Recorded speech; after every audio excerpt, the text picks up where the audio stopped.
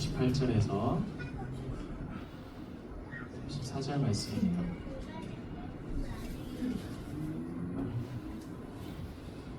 저 한 절, 여러분 한 절 이렇게 읽어보도록 할게요.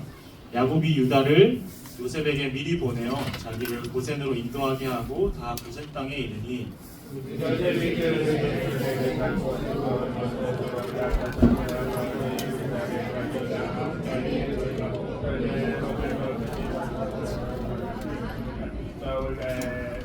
이스라엘이 요셉에게 이르되 내가 지금까지 살아있고 대감의 얼굴을 보았으니 지금 보고도 좋다도다.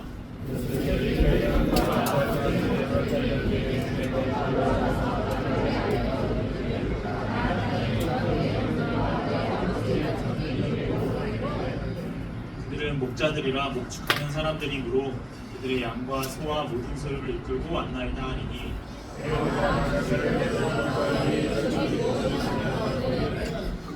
읽겠습니다.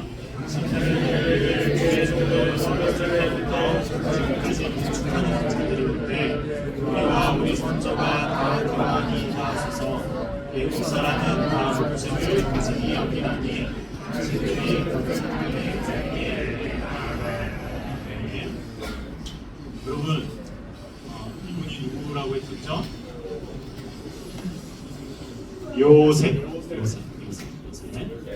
요셉은 형들에게 팔려서 가족에게 버림을 했어요.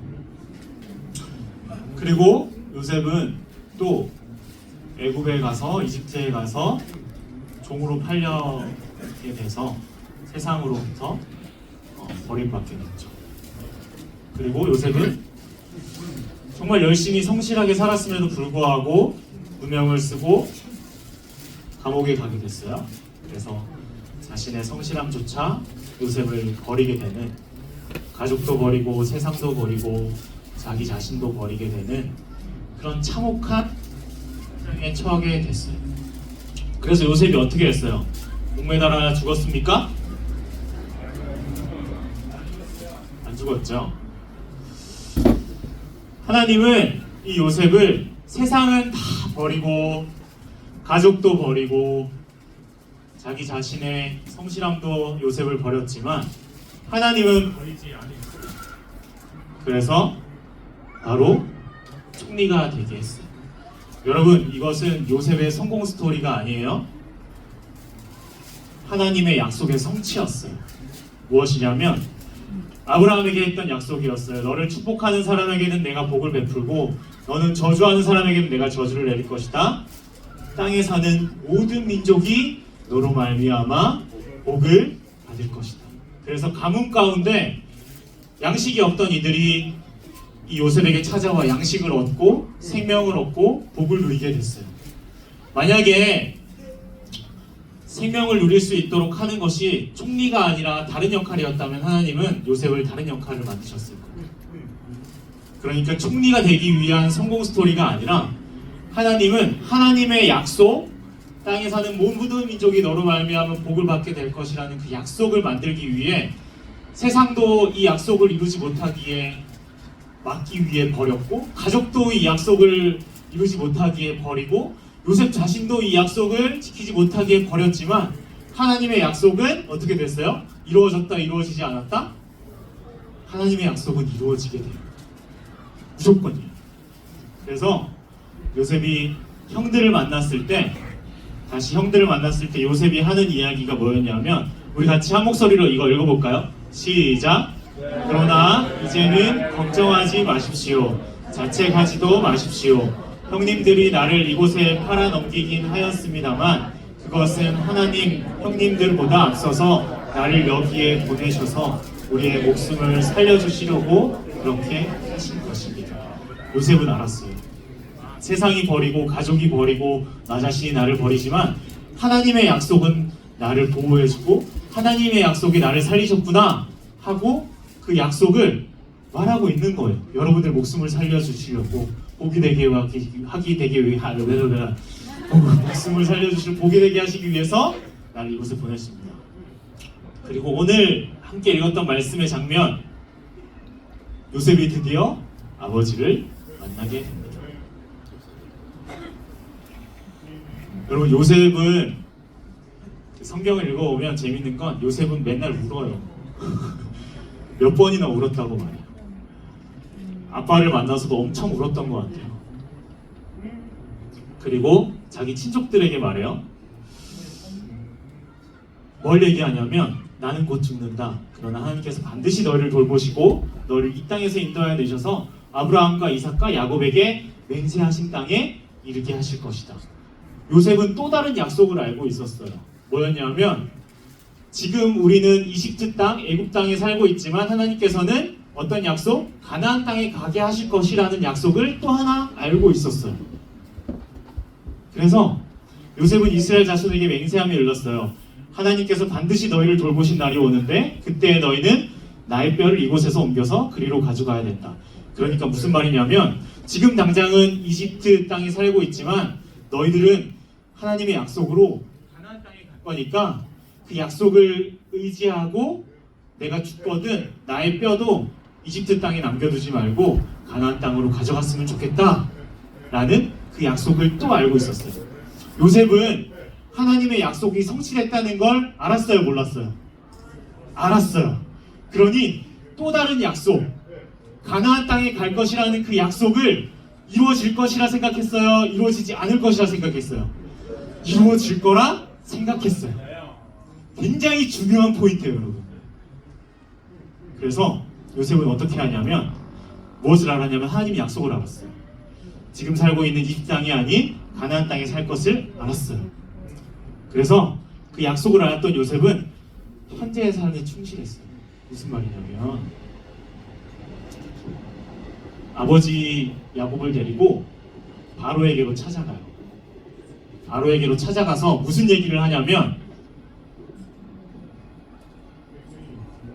이집트에 도착한 애굽 사람들이 아니라 그 요셉의 가족들은 양을 치는 사람들이었어요. 양을 치는 사람들이었기 때문에 어느 땅으로 가야 하냐면 이런 고센 땅, 풀이 많은 땅으로 가야 했어요. 그리고 요청해요. 우리는 양이 많으니 이 고센 땅으로 가야 합니다 라고 바로에게 요청을 하고 이 땅으로 가게 돼요.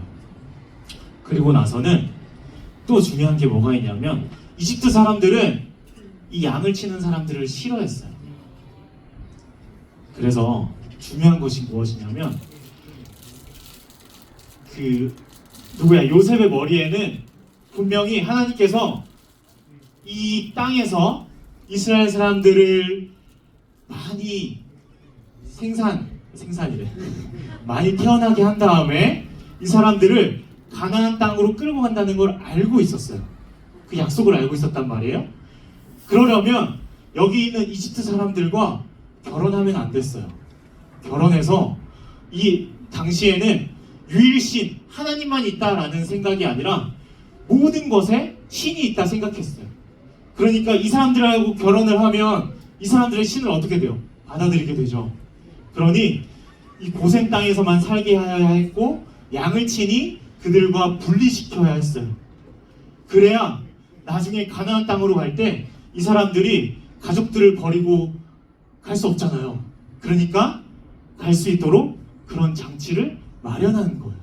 그러니까 요셉은 그 하나님의 약속을 알아서 지금 당장 내가 어떻게 살아야 되지? 그래, 이스라엘 사람들이 가나안 땅으로 가려면 이집트 사람들과 분리돼야겠구나. 그러면 이 고센 땅에서 양을 치는 사람이라고 하면 같이 못 살겠구나 라는 지혜가 생긴 거예요. 그러니까 요셉의 마음에는 그 약속이 있었기 때문에 그 약속을 성취할 것을 하나님께서 그 약속을 이루실 거야. 오늘 하루 탱자탱자 놓은 게 아니라 그 약속이 있기 때문에 오늘 하루를 그럼 나는 어떻게 살아야 되지? 이렇게 생각하고 그 생각한 대로 살았던 거예요. 그래서 그 약속이 요셉의 삶이 되고 요셉의 인생이 되었어요. 여러분, 요셉은 알고 있었어요.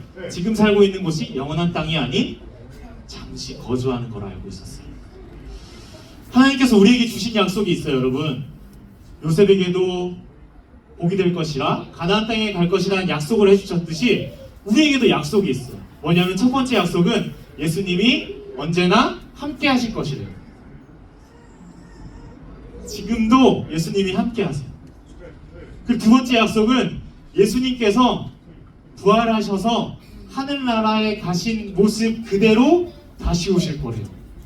그리고 세 번째는요, 죽었던 이들이 다시 살아나게 될 것이고 최종적 심판을 받게 될 것이라는 약속을 하나님께서 이것 말고도 더 많은 약속을 하셨지만 이 약속을 하셨어요.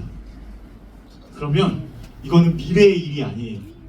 다시 부활하게 될 것? 그것은 미래의 일이 아니에요. 지금 나의 일이에요. 요셉이 그 먼 미래의 약속을 가지고 내가 살았듯이 우리도 이것이 마치 먼 미래의 약속이 아니라 우리가 지금 살아내야 될 하나님의 약속인 거예요. 그래서 우리도 이 땅이 영원히 살 땅이 아닌 나그네와 같은 인생인데 약속을 믿고 현재를 살아야 하는 거예요. 그 현재의 삶은 어떤 인생이냐? 여러분, 우리가 과거의 후회와 낙심할 수 있어요. 그리고 미래의 불안함과 걱정을 할 수 있어요. 그런데 우리는 다시 부활할 거래요. 하나님이 함께 하실 거래요. 그리고 예수님이 다시 오실 거래요. 그럼 그 약속을 믿고 어떻게 살아야 되냐면 현재의 삶에서 함께 있는 자들과 기뻐하고 감사하고 사랑하며 살아가면 돼요. 과거를 후회하지 마세요. 과거는 이미 지나갔으니까요. 미래를 두려워하지 마세요. 미래는 어떻게 될지 몰라요. 그러니 걱정하지 말고 후회하지 말고 불안해하지 말고 현재를 살아가면 예수님께서 그 약속대로 다시 오실 거래요. 그 약속을 믿음으로 오늘을 살아가는 여러분들이 되었으면 좋겠어요. 그렇게 살 거예요, 여러분. 그래서 요셉이 그 먼 미래의 약속을 가지고 현재를 살았듯이 여러분들도 먼 미래의 약속 같지만 지금 이 시간 현재 하나님을 사랑하고 이웃을 사랑하며 불안해하지 말고 후회하지 말며 살아가는 여러분들이 되길 진심으로 축복해요. 그래서 이런 질문을 할 수 있는 사람이 있어요. 부활이 뭐예요, 목사님? 부활이 뭐예요? 그래서 다음 주부터 부활에 대해서 같이 얘기할 거예요. 부활이 뭔지 두 번째 주에, 그리고 세 번째 주에는 부활과 나의 과거를 돌아보고, 넷째 주에는 부활과 나의 미래를 살펴보고, 부활과 나의 현재에 어떻게 살아야 되는지 우리 부활에 대한 이야기를 나누면서 나의 인생을 다시 한번 돌아보았으면 좋겠습니다.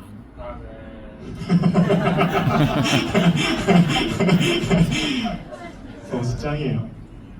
자, 여러분, 공동체 성경 읽기 잘하고 있어요?